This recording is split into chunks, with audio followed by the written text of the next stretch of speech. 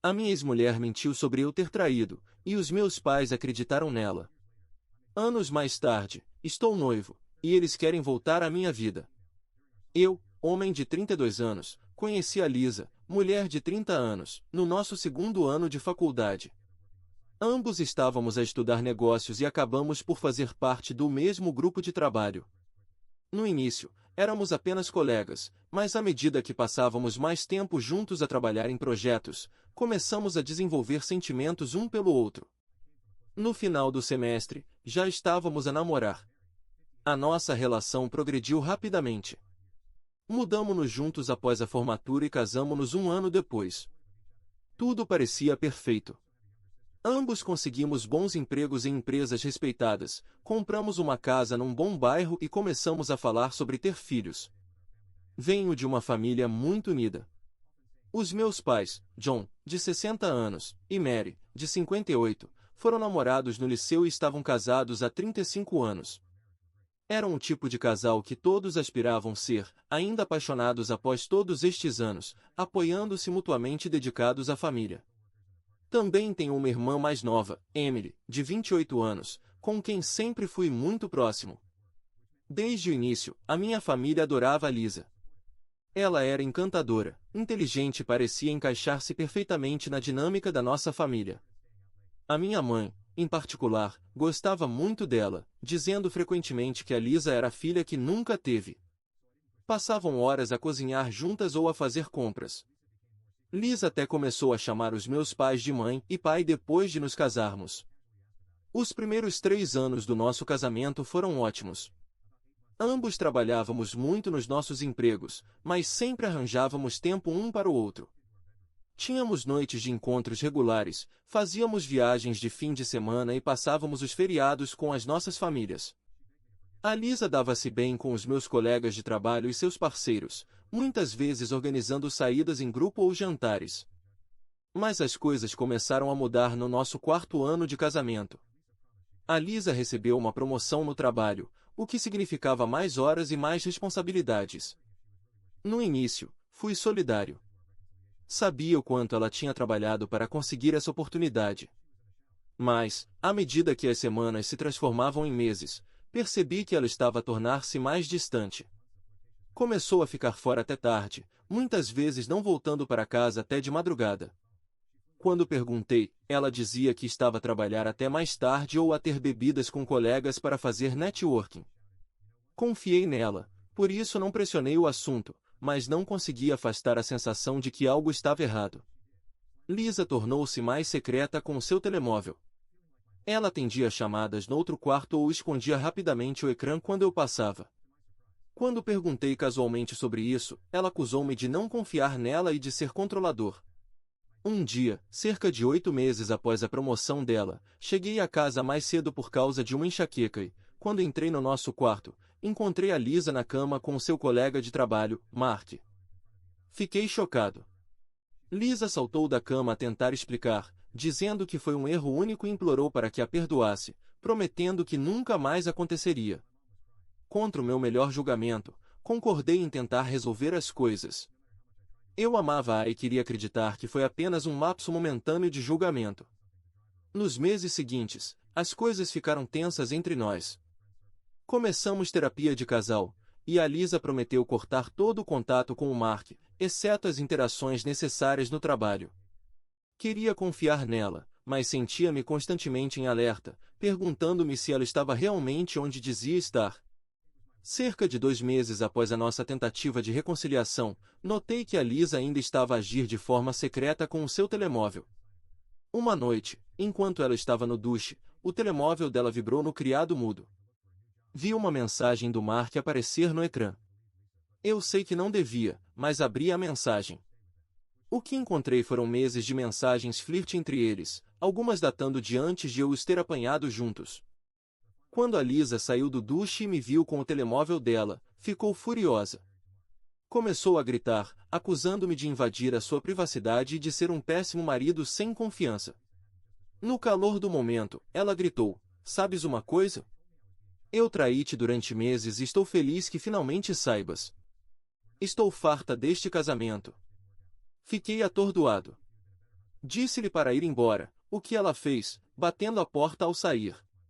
Passei a noite a tentar processar o que tinha acontecido, sentindo como se o meu mundo estivesse virado do avesso.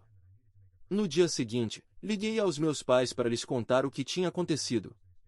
Para minha surpresa, eles ficaram céticos em relação à minha história. A minha mãe disse: "Tens a certeza de que não estás a exagerar? A Lisa nunca faria uma coisa dessas." O meu pai sugeriu que talvez eu tivesse mal interpretado a situação. Poucos dias depois, descobri que a Lisa tinha ligado aos meus pais. Ela contou-lhes uma história completamente diferente. Segundo ela, eu é que tinha traído durante o casamento. Ela afirmou que tinha encontrado provas no meu telemóvel e me tinha confrontado com isso, razão pela qual eu a tinha expulsado de casa. Ela disse que só tinha falado com o Mark por apoio emocional durante esse tempo difícil. Para meu choque e consternação, os meus pais acreditaram nela. Ligaram-me zangados e desiludidos. A minha mãe estava a chorar, perguntando como é que eu podia fazer uma coisa dessas a Lisa. O meu pai disse que me tinha criado melhor. Não importava o quanto eu tentasse explicar, eles não me ouviam. Continuavam a insistir que a Lisa era uma pessoa maravilhosa e que eu devia ter feito algo para a afastar. Nas semanas seguintes, a versão da Lisa espalhou-se pela nossa família e pelo círculo de amigos. Pessoas que eu conhecia há anos começaram a olhar para mim de forma diferente, algumas pararam de falar comigo por completo. A minha irmã, Emily, com quem sempre fui muito próximo, disse-me que estava enojada com o meu comportamento. Sentia-me como se estivesse a enlouquecer. Como é que toda a gente acreditava em mentiras tão descaradas? Tentei mostrar-lhes as mensagens que encontrei no telemóvel da Lisa, mas ela já as tinha apagado. Era minha palavra contra a dela, e por algum motivo, todos escolhiam acreditar nela. O processo de divórcio foi um pesadelo. A Lisa pintou-se como a vítima, e muitos dos nossos amigos em comum ficaram do lado dela.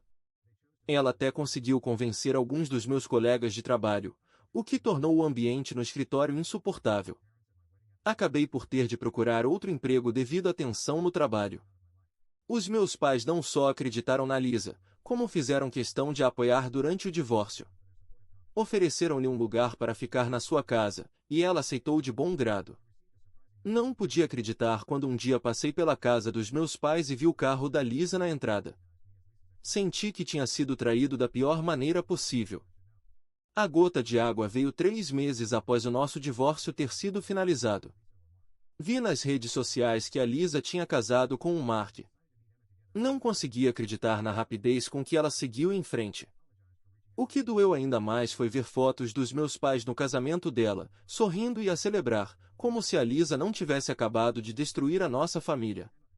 Quando confrontei os meus pais sobre terem ido ao casamento da Lisa, eles disseram-me que estava a ser infantil e que precisava de seguir em frente. A minha mãe disse: "A Lisa ainda é como uma filha para nós. Não vamos excluí-la das nossas vidas só porque o vosso casamento não deu certo." O meu pai acrescentou: "Talvez se tivesse sido um marido melhor, as coisas não teriam acabado desta forma." Senti-me completamente traído. Não só tinha perdido a minha mulher, como também perdi o apoio da minha família. As pessoas que deveriam amar-me incondicionalmente escolheram acreditar numa mentira em vez de no próprio filho. Decidi então que precisava de um novo começo. Demiti-me do emprego, vendi a nossa casa, a Lisa tinha assinado os direitos da casa no divórcio em troca de um maior acordo financeiro, e mudei-me para outra cidade. Foi assustador começar de novo, mas sabia que não podia continuar num lugar onde estava constantemente a ser lembrado do meu passado e rodeado de pessoas que não acreditavam em mim. Nos 2 anos seguintes, foquei-me em reconstruir a minha vida. Comecei um novo trabalho em marketing, fiz novos amigos no trabalho e numa liga desportiva local, e até adotei um cão de um abrigo. Pouco a pouco, comecei a sentir-me eu mesmo novamente. Foi num evento de caridade local que conheci a Sarah, de 29 anos. Ela era amável, compreensiva e acreditou em mim quando lhe contei sobre o meu passado. Começamos a namorar, mas tomamos as coisas com calma no início. A Sarah também tinha o seu próprio passado de mágoas, tinha estado numa relação longa que acabou quando o ex dela a traiu. Criamos uma ligação através das nossas experiências partilhadas e do nosso desejo de construir algo honesto e verdadeiro. Estamos juntos há 1 ano e nunca fui tão feliz. A Sarah e eu comunicamos abertamente sobre tudo. Já falamos sobre o nosso passado, os nossos medos e as nossas esperanças para o futuro. Ela ajudou-me a reconstruir a confiança em relacionamentos, e eu gosto de pensar que fiz o mesmo por ela. Na semana passada, pedi a Sarah em casamento e ela disse que sim. Estamos a planear um casamento pequeno e íntimo, apenas com os nossos amigos mais próximos. Não convidei os meus pais, a minha irmã, nem qualquer outro membro da família que tenha ficado do lado da Lisa. Quero que o nosso dia de casamento seja preenchido apenas com amor e apoio. Ontem, a minha mãe ligou-me. Aparentemente, ela viu o anúncio do noivado nas redes sociais e estava chateada por eu não lhe ter contado sobre a Sarah ou o noivado. Quando expliquei que não os queria no casamento, ela ficou zangada. Acusou-me de ser egoísta e ingrato, dizendo que a família devia estar sempre em primeiro lugar. Eu disse-lhe que eles deixaram de ser a minha família no dia em que escolheram acreditar nas mentiras da Lisa em vez de no próprio filho. Disse-lhes que estava farto de tentar explicar-me que estava feliz com a minha nova vida sem eles. A minha mãe começou a chorar, dizendo que eu estava a partir-lhe o coração. O meu pai pegou no telefone e disse que eu estava a cometer o maior erro da minha vida ao cortá-los agora. O meu telefone está a ser bombardeado com mensagens de vários membros da família. A minha irmã chamou-me egoísta por não dar aos nossos pais uma nova oportunidade. A minha tia disse que estava a ser cruel com a minha mãe. Até o meu primo, com quem nunca fui particularmente próximo, enviou uma mensagem a dizer que eu estava a destruir a família. Mas eu não quero convidá-los. Não confio que eles não tentem causar drama ou fazer do dia do casamento algo sobre os seus sentimentos magoados. A Sarah diz que me apoiará em qualquer decisão que eu tomar, mas vejo a preocupação nos olhos dela quando falamos da minha família. Ela não quer que o nosso dia especial seja arruinado por dramas familiares. Parte de mim sente-se culpada. Estas são as pessoas que me criaram, a quem amei durante a maior parte da minha vida. Mas outra parte de mim ainda está magoada e zangada. Eles escolheram acreditar numa mentira em vez de no próprio filho. Apoiaram a mulher que me traiu. Como posso confiar que eles não me vão magoar de novo?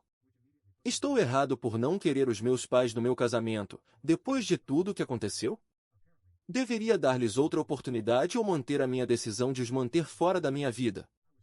Atualização 1. Passaram-se 2 semanas desde o meu último post, e muita coisa aconteceu. Primeiro, quero agradecer a todos pelos comentários de apoio. Ajudou-me muito a sentir-me menos sozinho nesta situação. Poucos dias após o meu post, recebi uma mensagem surpreendente nas redes sociais. Era da ex-namorada do Mark, Emma. Ela tinha visto o anúncio do meu noivado e reconheceu-me como ex-marido da Lisa. A Emma perguntou se podíamos nos encontrar porque ela tinha algumas informações que achava que eu deveria saber. No início, fiquei hesitante. Depois de tudo o que tinha acontecido, estava preocupado em envolver-me em qualquer coisa relacionada com a Lisa ou o Mark. Mas a curiosidade foi mais forte. Falei com a Sarah, e decidimos nos encontrar com a Emma num café local. Quando nos encontramos, a Emma parecia nervosa. Pediu desculpa por ter contactado assim do nada e agradeceu-nos por termos concordado em nos encontrar. Depois, largou uma bomba. De acordo com a Emma, o caso da Lisa e do Mark tinha começado muito antes do que eu pensava, quase 2 anos antes de eu os apanhar. A Emma explicou que ela e o Mark estavam juntos há 5 anos. Eles estavam a falar sobre casamento quando ela começou a suspeitar que ele a estava a trair. Encontrou algumas mensagens suspeitas no telemóvel dele, mas nunca conseguiu provar nada. O Mark sempre tinha uma desculpa e ela queria acreditar nele. Não foi até recentemente, enquanto ela estava a limpar alguns arquivos antigos no computador partilhado, que encontrou uma pasta escondida com e-mails entre o Mark e a Lisa. Os e-mails datavam de apenas alguns meses depois da promoção da Lisa. Mas aqui está a parte mais chocante. A Emma mostrou nos e-mails onde a Lisa e o Mark estavam ativamente a planear como virar a minha família contra mim. Eles tinham orquestrado tudo, desde as acusações da Lisa até ao casamento rápido após o nosso divórcio. Era tudo parte do plano para garantir que a Lisa saísse como a vítima. Nos e-mails, a Lisa vangloriava-se de como era fácil manipular os meus pais, especialmente a minha mãe. Chamava-lhes tolos crédulos e ria-se de como eles estavam mais do que dispostos a ficar do lado dela. Havia até mensagens a planear o casamento deles, datadas de meses antes de o nosso divórcio ser finalizado. A Emma pediu desculpa por não ter vindo a público mais cedo, mas só recentemente descobriu esses e-mails. Ela ofereceu-se para me enviar cópias, caso eu quisesse mostrar à minha família a verdade. Sentia-se culpada por não ter percebido o que estava a acontecer mais cedo e queria corrigir as coisas. Fiquei dividido. Por um lado, finalmente tinha provas de que não estava louco e que a Lisa realmente tinha mentido. Por outro lado, eu realmente queria reabrir todas essas feridas antigas. Tinha trabalhado tanto para seguir em frente com a minha vida, para construir algo novo com a Sarah. Queria arrastar toda essa dor de volta para o presente? A Sarah e eu passamos horas a discutir o que fazer. Ela apontou que esta informação poderia limpar o meu nome com a minha família e amigos que acreditaram nas mentiras da Lisa. Mas também se preocupava com o impacto emocional que isso poderia ter sobre mim ao revisitar tudo isso.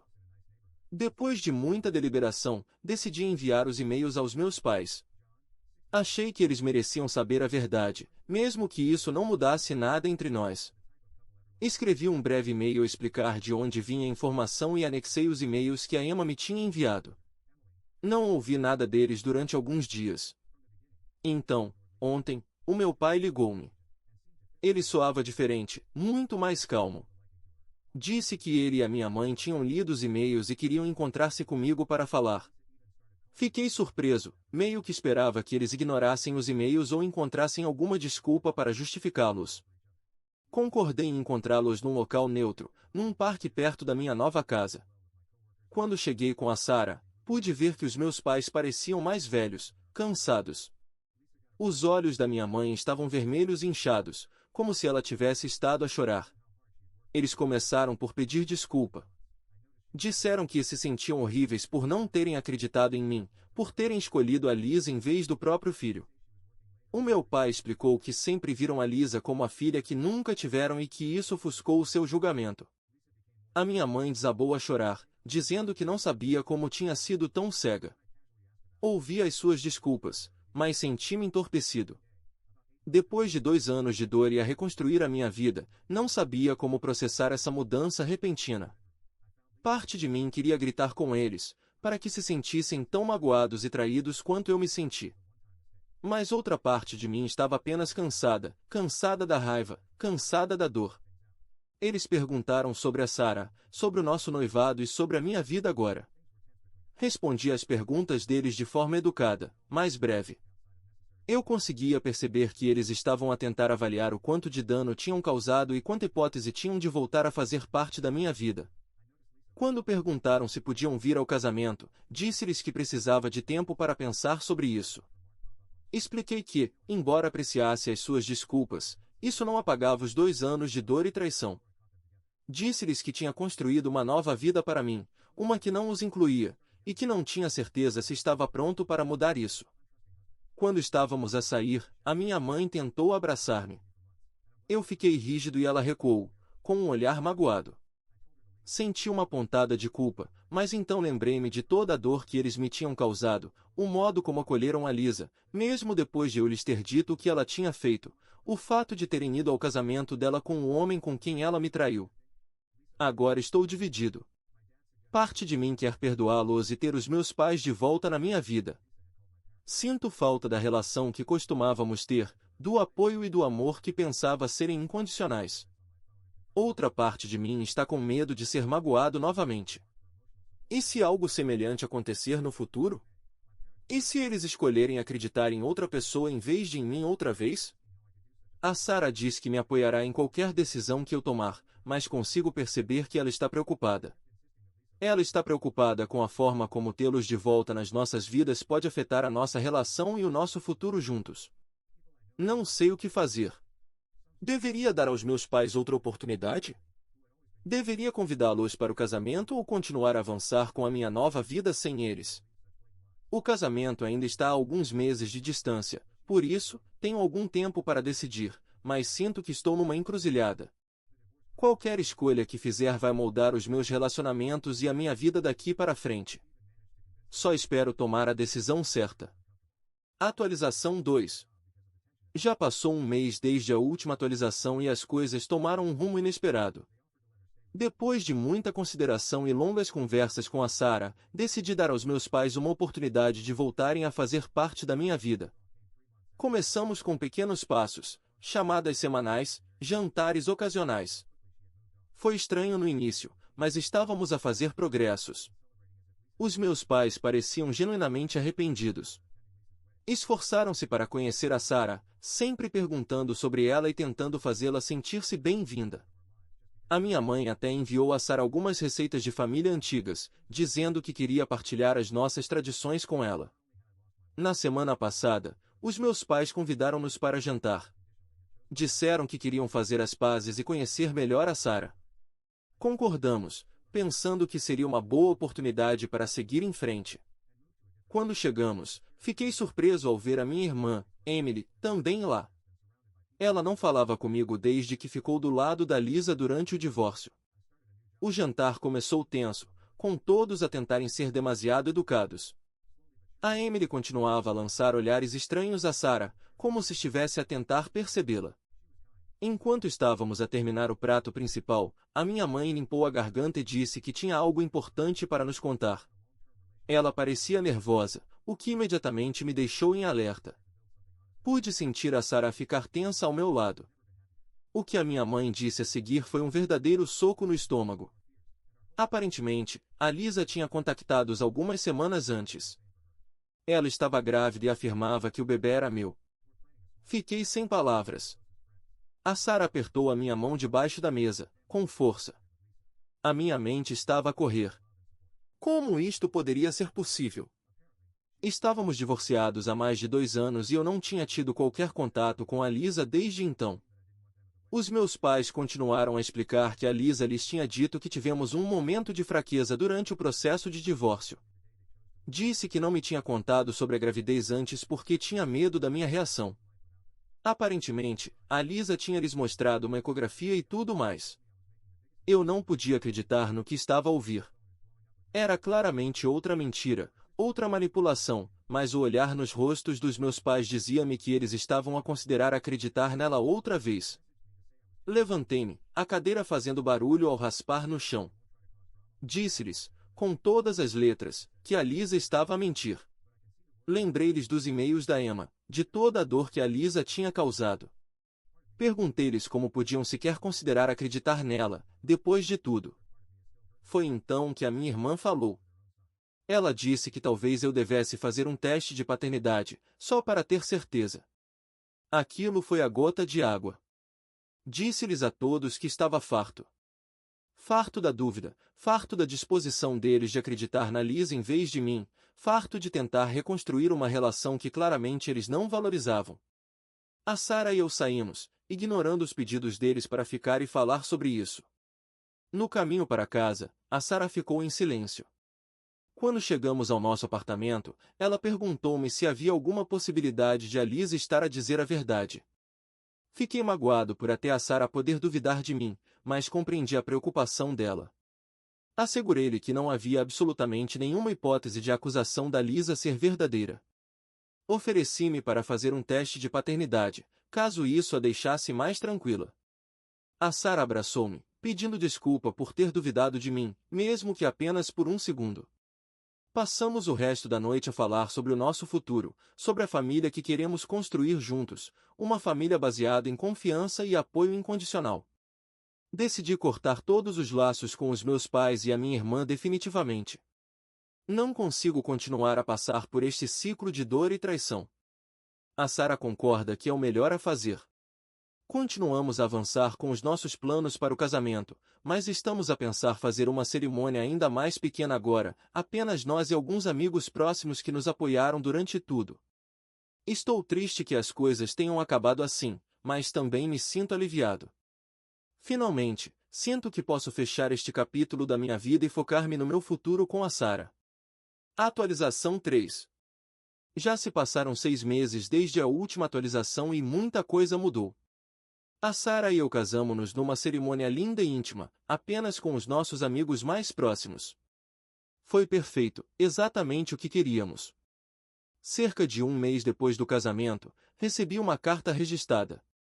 Era do advogado da Lisa, exigindo um teste de paternidade e apoio financeiro para o suposto filho. Sabia que isso ia acontecer, mas ainda assim foi como um tapa na cara. A Sara e eu discutimos e decidimos avançar com o teste de paternidade. Sabíamos que eu não era o pai, mas queríamos encerrar essa questão de uma vez por todas. Os resultados chegaram, negativos, como eu sabia que seriam. O advogado da Lisa enviou uma curta carta de desculpas e desde então não ouvimos mais nada dela. Mais tarde, descobri através de amigos em comum que o Mark tinha deixado a Lisa quando descobriu sobre a gravidez. Aparentemente, ele não queria ser pai. Não posso dizer que senti muita simpatia por ela. Os meus pais e a minha irmã contactaram-me depois de ouvir sobre os resultados do teste de paternidade. Pediram desculpa novamente, dizendo que deviam ter acreditado em mim desde o início. Mas, para mim, era tarde demais. Disse-lhes que apreciava as desculpas, mas não estava interessado em reconstruir o nosso relacionamento. Eles magoaram-me demasiadas vezes e precisava de proteger-me a mim e a minha nova família. A Sara e eu estamos ótimos. Estamos à espera do nosso primeiro filho, desta vez, de verdade. Descobrimos há algumas semanas, e estamos muito felizes. Decidimos não contar à minha família. Esta alegria é nossa, para partilhar apenas com as pessoas que realmente nos apoiaram. Às vezes, penso em como a minha vida teria sido diferente se a minha família tivesse acreditado em mim desde o início. Mas depois olho para Sara, penso no bebê que está a caminho, e sou grato por onde estou agora. Aprendi que família nem sempre é sobre sangue. É sobre as pessoas que estão ao teu lado, que acreditam em ti, não importa o que aconteça.